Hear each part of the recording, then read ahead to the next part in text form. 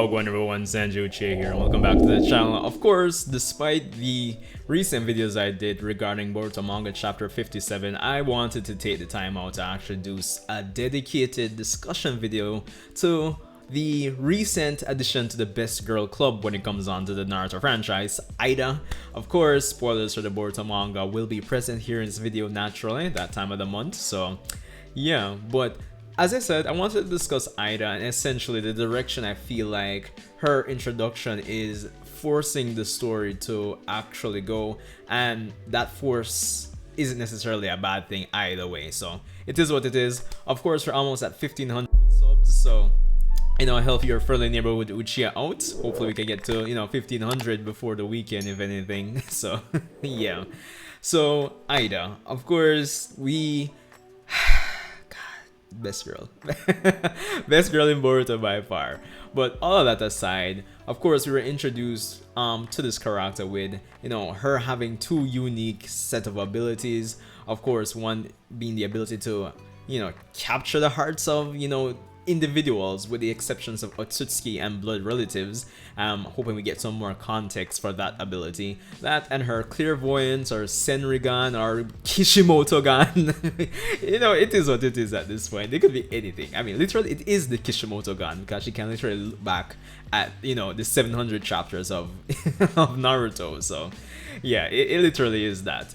But really and truly, Eida's introduction really causes to me it's caused a major stir when it comes on to the story of Boruto, and the reason being is that her ability, her clairvoyance, which as she stated in chapter 57, where she can actually view current events in real time or view events of the past, and she actually describes this as her consciousness being transferred to that moment in time.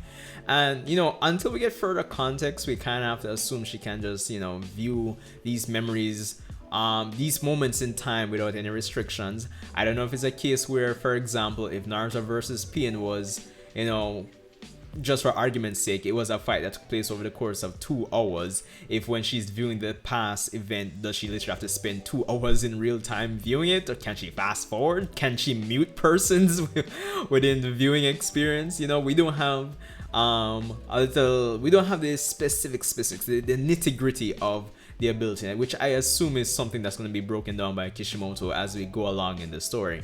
But the point is, this ability has essentially made Eida one of the deadliest allies or individuals to have in the the Naruto franchise on a whole. Reason being, information.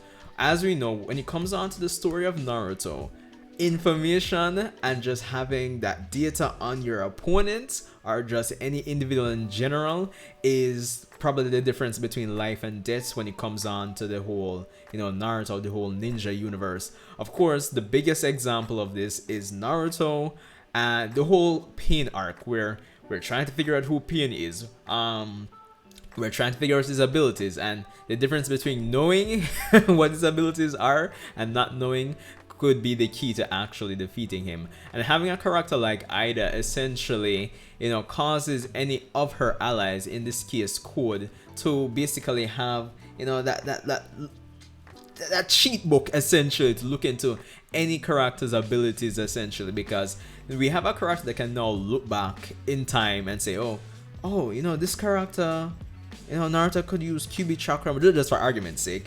Naruto could use QB chakra mode for, he has a 10-second time limit, or just for argument's sake, stuff like that. Or you can say, Sasuke, if we force Sasuke into this situation, it's a weakness of this jutsu. So essentially, Eida has the ability to peer into the past and get information on the abilities, limitations, and just the drawbacks of any particular situation her opponent could actually put her in via their jutsu or their arsenal. So this kind of causes Code and any of Eida's potential or future allies to be in a very advantageous spot when it comes on to combat going forward. So that's going to really affect the story going forward in terms of what the protagonistic, if I can put it like that, side of the Team Boruto can actually do to combat Code, Eida, and the the cyborgs to come. So that's the ridiculous part about it when you really think about it. I know that was straightforward with the chapter, but I I just have to break it down, and I'm saying like, yo, that's totally ridiculous, honestly. So as I said, until we get further context for the ability, like are there any like limitations like I described, with like if an event was like 1 hour, does she have to spend 1 hour in real time, or does when she sends her consciousness to that past event, does it like transcend time? If she even had to watch it for an hour, does it kind of just become like a 1 second thing for her in real time? Questions like that is what I have, coming out of that chapter. But yeah, that's one way I feel like Eida's presence is actually forcing the story to go, in one direction. At least when it comes on to combat and what she can bring to the table when it comes on to supporting Code and the other cyborgs. Now, given that her ability only affects everyone with the exception of Otsutsuki's and blood relatives, right? Again, the story is kind of gearing up for pushing naturally Boruto and Kawaki up to the into the spotlight, and it's kind of positioning them to be those set of characters to actually drive the story or actually carry the story. So again, similar to the fight similar to the events of chapter 36 till now, from the defeat of Naruto and Sasuke to Ishiki Otsutsuki round 1 till now, I've always said they're slowly but surely phasing out Naruto and Sasuke, and pushing up Boruto and his generation to start carrying the weight of the series. And even though I feel personally that the longer we go on, I don't think Naruto and Sasuke are going to be like completely phased out, but I think it's a case where Boruto and Kawaki and their importance in driving the story are they're equaling out with what Naruto and Sasuke are bringing to the table, slowly but surely. Because now it's a case where Kawaki and Boruto's decisions based on Eida's abilities and her the restrictions and limitations of her abilities are gonna put Boruto and Kawaki in a situation where they're forced to, kind of be in the driver's seat of decision making and, deciding how certain things are going to go, or at least when it comes on to Naruto and other characters, they'll be restricted in how involved they can be. It's like, oh shit, we can't do that. We have to send in Boruto and Kawaki. Doesn't mean they're the only ones that can actually do something. So it's kind of forcing those new generation characters to it's adding more points to their relevance and their ability to carry the story, and them being the focus essentially all through just the introduction of Eida's abilities. And of course I'm not saying it's just Eida's abilities alone, because as I'm saying, they've been kind of slowly but surely forcing or pushing the phasing out of the old gen and bringing up the relevance of the new gen. But it's another additional factor on top of the previous factors that we've had in the manga up until this point.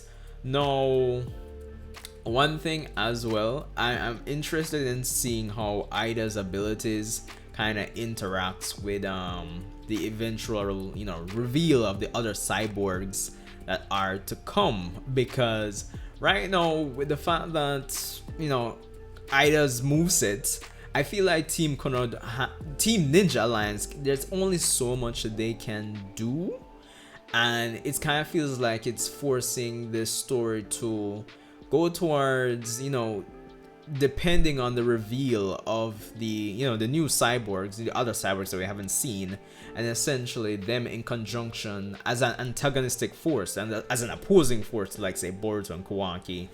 Like, the combination of all of that is what's going to be driving the story going forward, if I do say so myself.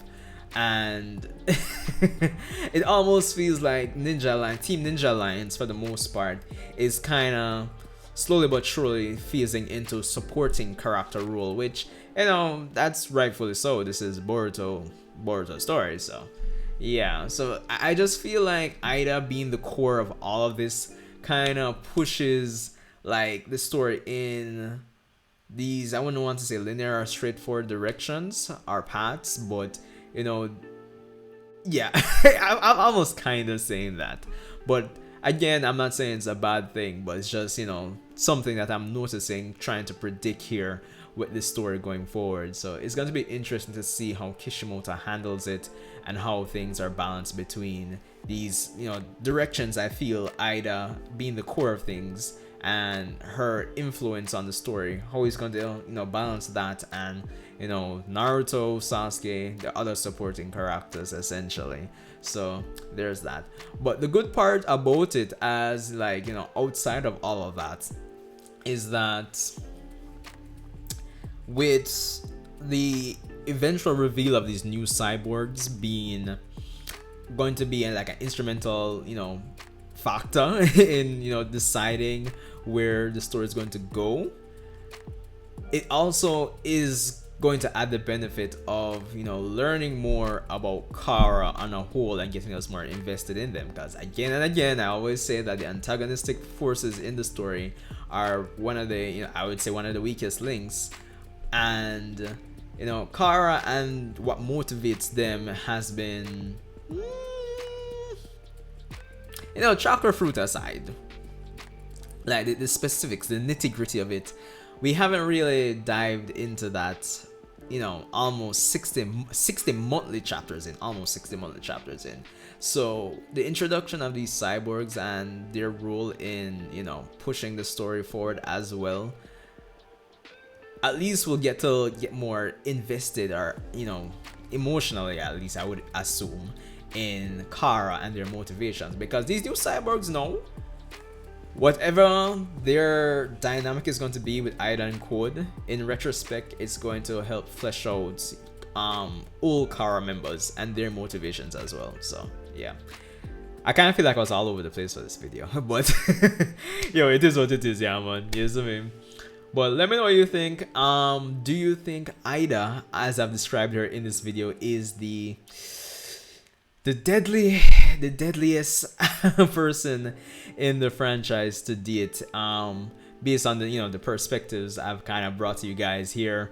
And do you think her being the core of all things here, do you think she's really going to manage to have that extent of influence on where the direction of the story is going, from a combat standpoint, from, you know, whether directly or indirectly influencing what X and X characters can do, or, you know, directly or indirectly influencing which characters can actually do something? Let me know. Let me know. So yeah, but anyways, Andrew Uchiha here, guys. Thanks for tuning in. Respect for, you know, making this part in my random ramble as per usual.